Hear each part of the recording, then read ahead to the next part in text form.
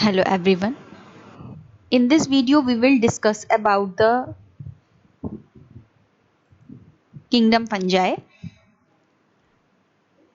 First of all we will discuss about the kingdom fungi की habitat. Habitat मतलब किस जगह fungi रहती है, किस place पर रहती है. So fungi generally are cosmopolitan in nature which occur in air, water, soil and on animals and plants. Water में, एयर में, सॉइल में, एनिमल्स में और प्लांट्स पे ये पाई जाती है. They prefer grow in warm and humid places में भी ये ग्रो होती है fungi. It grow in dung also, in snow also, in deserts also this fungi is found. So that's why it is called cosmopolitan in nature.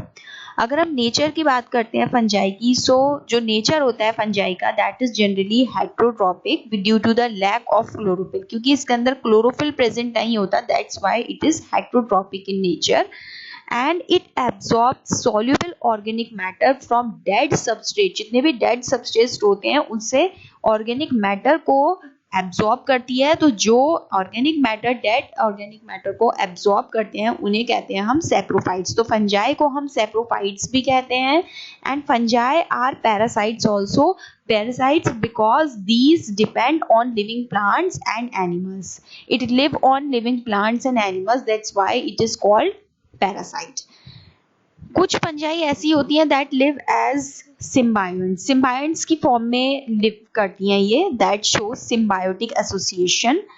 Symbiotic association किसके साथ show करती हैं? With algae के साथ. Algae के साथ show करेंगी कुछ fungi symbiotic association as lichen. तो लाइकेन क्या होता है? एक सिम्बायोटिक एसोसिएशन होता है between the algae and fungi. तो जो एल्गी होती है वो तो ग्रीन कलर की होती है. तो it perform photosynthesis. It has chlorophyll because photosynthesis perform करती है and it form its own food. But fungi जो होती है that is heterotrophic. It can not make its own food.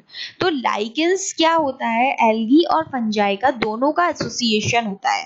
तो एल्गी ऑटोट्रॉपिक होती है, ये अपना खाना खुद बनाती है, तो it gives food to the fungi. But fungi is heterotropic होती है. तो heterotropic ये क्या करता है? ये shelter provide करता है इस algae को. तो it shows the symbiotic relationships या symbiotic association.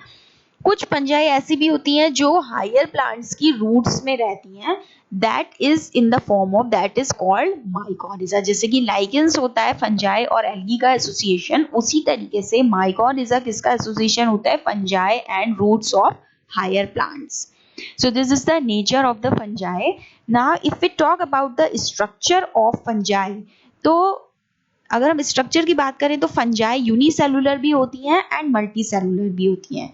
बट जो फंजाई होती हैं दे ऑल आर यूकैरियोट्स. सारी ही यूकैरियोट्स होती हैं क्योंकि ट्रू न्यूक्लियस इनके अंदर प्रेजेंट होता है. तो अगर हम यीस्ट की बात करें, जो यीस्ट रहती है एक example, that is called that is unicellular. एक सेल की बनी हुई होती है, सिर्फ एक यही एक्सेप्शन होता है. जनरली सारी ही फंजाई मल्टी सेलुलर होती हैं. फंजाई आर मल्टी सेलुलर और फिलामेंटस.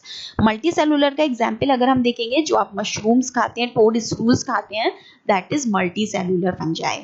फिलामेंटस होती है मतलब थ्रेड लाइक स्ट्रक्चर बॉडी होती है इनकी फंजाई की. अगर हम इनकी बॉडी को देखेंगे तो long cylinder thread like structure होता है. As you have seen the bread, जो कि ब्रेड अगर हम अनफेवरेबल कंडीशन में रख देते हैं तो क्या होता है? उसके ऊपर एक थ्रेड लाइक स्ट्रक्चर आ जाता है व्हाइट एंड ग्रीन कलर का.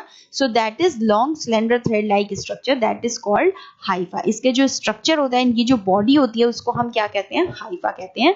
हाइफा को की काफी सारी ब्रांचेस अगर हम बना दें, network of hypha, that is known as mycelium. तो माइसीलियम क्या है? बॉडी है फंजाई की. अब ये जो माइसीलियम होता है या हाइफा हम कह सकते हैं, जो हाइफा होता है वो दो तरीके का होता है. एक होता है एसेप्टेड हाइफा और दूसरा होता है सेप्टेड हाइफा. देखिए अब ये एसेप्टेड हाइफा कौन से होते हैं? जो हाइफा होते हैं जनरली वो कैसे होंगे?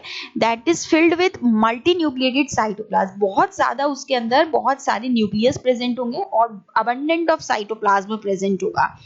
तो ऐसे हाइफा जो कि कंटिन्यूअस ट्यूब लाइक स्ट्रक्चर होते हैं, बीच में कोई ब्रांच नहीं होती है, कोई क्रॉस वॉल प्रेजेंट नहीं होता, तो ऐसे हाइफा को हम कहते हैं सिनोसिटिक हाइफा और अनब्रांच्ड हाइफा। लेकिन कुछ ऐसे हाइफा जिनके अंदर क्रॉस वॉल प्रेजेंट होती हैं, जिनकी जो भी की ब्रांच होते हैं, तो that hypha are called septate hypha और ब्रांच्ड हाइफा। तो जो हाइफा होते हैं वो दो तरीके के होते हैं, branched Haifa and unbranched Haifa. Branched Haifa में क्रॉस वॉल्स प्रेजेंट होंगे, मतलब सेप्टेट होते हैं वो, और जिनमें क्रॉस वॉल प्रेजेंट नहीं होती they are aseptate. So this is all about the structure of the fungi. If we talk about the cell wall, तो cell wall जो fungi की बनी हुई होती है that is made up of chitin and polysaccharide. Polysaccharide एक तरीके का complex carbohydrate है जिससे cell wall fungi की बनी हुई होती है. So this is habitat, nature, structure and cell wall of the fungi.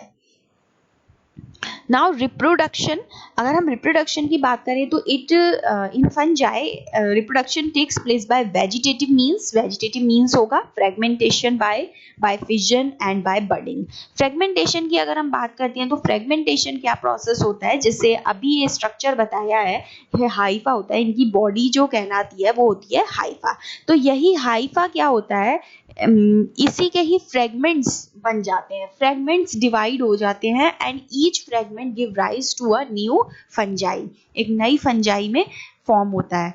उसके बाद फिजन क्या होता है, स्प्लिटिंग ऑफ हाइफा, एक हाइफा से क्या होगा, दो हाइफा का प्रोडक्शन होगा, दैट इज फिजन। बडिंग में क्या होगा, एक जैसे कोई भी स्ट्रक्चर है हाइफा है तो उसमें क्या होगा, एक बड ग्रो होने लगेगी, बडिंग होने लगेगी, फिर वही बड एक ऐसी स्टेज आएगी कि वो बड उस बॉडी से, पेरेंट बॉडी से डिटैच होके एक न्यू इंडिविजुअल बना लेगी, एक न्यू फंजाई फॉर्म कर लेगी। So this is by vegetative means. Asexual reproduction की अगर हम बात करते हैं तो एसेक्सुअल रिप्रोडक्शन बाय स्पोर्स से होते हैं। स्पोर्स जो होते हैं वो एसेक्सुअल रिप्रोडक्टिव स्ट्रक्चर्स होते हैं जिससे एसेक्सुअल रिप्रोडक्शन होता है। जैसे एग्जाम्पल है conidia, these are the asexual spores, या फिर स्पोरेंजियोपोर्स भी कहते हैं हम इसको, या फिर जूस्पोर्स के थ्रू भी एसेक्सुअल रिप्रोडक्शन हो सकता है। जैसे you can see this diagram, ये हाइफा है, ये बॉडी है किसकी, फंजाई की।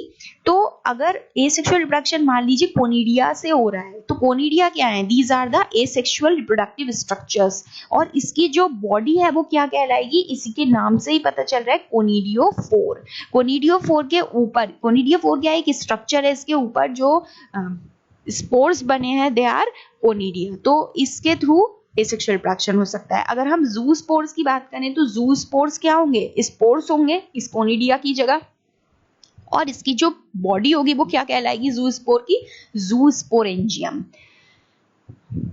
तो this is by asexual means. अब अगर सेक्सुअल की बात करते हैं तो सेक्सुअल रिप्रोडक्शन जो होता है वो जनरली बाय oospores, एस्कोस्पोर्स और बेसिडियोस्पोर्स के थ्रू होता है। तो इनकी ये जितने भी स्पोर्स प्रोड्यूस हैं ये एक ही प्लांट बॉडी पे, एक ही फ्रूटिंग बॉडी पे नहीं होते हैं, इनकी सबकी अलग अलग फ्रूटिंग बॉडी होती है। मान लीजिए जैसे एस्कोस्पोर्स है तो ascospore are the sexual reproductive units, तो इनकी जो फ्रूटिंग बॉडी होगी वो क्या होगी, एस्कोकार्प।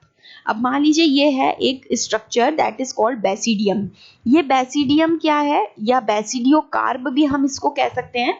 तो ये एक सेक्सुअल रिप्रोडक्टिव यूनिट है जहां पे क्या होगा, सेक्सुअल रिप्रोडक्शन होगा। तो इस बेसिडियम के ऊपर कुछ स्पोर्स प्रेजेंट हैं, तो बेसिडियम के ऊपर कौन से स्पोर्स प्रोड्यूस होंगे, बेसिडियोस्पोर्स। अगर मान लीजिए बॉडी एस्कोकार्प की है या एसाई है तो वहां पे कौन से स्पोर्स प्रोड्यूस होंगे, एस्कोस्पोर्स। सो अलग अलग स्पोर्स अलग अलग स्ट्रक्चर्स पे प्रेजेंट होते हैं, that is called fruiting body. तो रिप्रोडक्शन वेजिटेटिव मीन्स भी हो सकता है, एसेक्सुअल मीन्स भी हो सकता है एंड सेक्सुअल मीन्स भी हो सकता है। देन लाइफ साइकिल की अगर हम बात करें फंजाई की, तो एसेक्सुअल रिप्रोडक्शन कैसे होगा, कोई भी क्या है, स्पोर प्रोड्यूसिंग स्ट्रक्चर है। मान लीजिए स्पोर प्रोड्यूसिंग स्ट्रक्चर क्या है हमारा, कोनिडियोफोर। ये एक स्ट्रक्चर है जो कि क्या प्रोड्यूस कर रहा है, स्पोर्स प्रोड्यूस कर रहा है। सो स्पोर प्रोड्यूसिंग स्ट्रक्चर एग्जांपल हमने ले लिया कोनिडियोफोर। उस कोनिडियोफोर के ऊपर कौन से स्पोर्स प्रोड्यूस हो रहे हैं, कोनिडिया। वो कोनिडिया जर्मिनेट होके क्या बनाएंगे, एक बॉडी बना लेंगे, फंजाई की, दैट इज कॉल्ड माइसीलियम। फिर यही माइसीलियम से अगेन क्या होगा, spores producing structure, and then again this cycle goes on. If we talk about the sexual reproduction, तो क्या होगा, सबसे पहले प्रोसेस होगा, that is first process fusion of plasmogamy. यहाँ पे सेक्सुअल रिप्रोडक्शन में क्या हो रहा है, दो अलग अलग मेटिंग टाइप के, एक तो मोटाइल गैमीट और एक नॉन मोटाइल गैमीट, मेल और फीमेल के दोनों आपस में आकर फ्यूज होंगे, उनका प्रोटोप्लाज्म फ्यूज होगा। तो जब अलग अलग गैमीट्स मेल एंड फीमेल के फ्यूज होंगे तो that is called plasmogamy. Plasmogamy, plasmo का मतलब होता है प्रोटोप्लाज्म और गैमी का मतलब होता है फ्यूजन। तो प्रोटोप्लाज्म का फ्यूजन होगा, दैट इज कॉल्ड प्लाज्मोगैमी। दो अलग अलग तरीके के कंपैटिबल मैटिंग टाइप के फ्यूज होंगे एंड क्या होगी, प्लाज्मोगैमी होगी। तो जब फ्यूजन होगा तो जनरली क्या होता है, जब मेल और फीमेल गैमीट्स फ्यूज होते हैं तो क्या बनाते हैं, जाइगोट का फॉर्मेशन होता है और स्टेज आती है 2n। But in fungi fusion जब होगा प्लाज्मोगैमी का तो एक अलग स्टेज आएगी, that is called dikaryotic phase, n+n। हम ये अभी आगे क्लासेस पढ़ेंगे फंजाई की, phycomycetes, ascomycetes, basidiomycetes and deuteromycetes.